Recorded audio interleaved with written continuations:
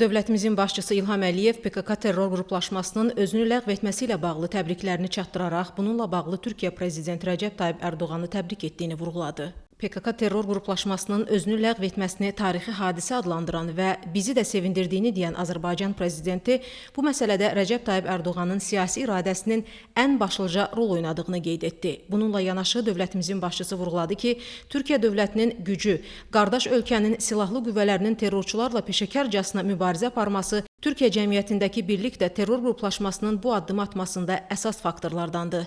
Dövlətimizin başçısı dedi ki, bu yalnız Türkiyə üçün deyil, ümumilikdə bölgədəki xalqların barış və əminamanlıq şəraitində yaşaması üçün önəmli məsələdir. Təbriklərə görə minnətdarlığını bildirən Yaşar Gülər ilk növbədə Türkiyə Prezidenti Rəcəb Tayyib Ərdoğanın salamlarını dövlətimizin başçısına çatdırdı.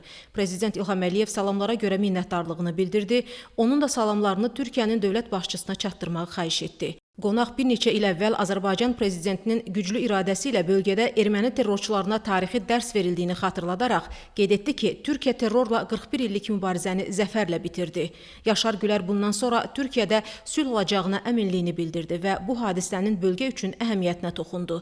Türkiyənin Milli Müdafiə Naziri qardaş Azərbaycanın silahlı qüvvələri ilə əlaqələri genişləndirmək üçün gələcəkdə də əllərindən gələni edəcəklərini dedi. Söhbət zamanı Azərbaycan və Türkiyə silahlı qüvvələri arasında qurulmuş səmərəli əməkdaşlığa toxunuldu. Bu xüsusda birgə hərbi təlimlərin uğurla keçirildiyi vurğulandı.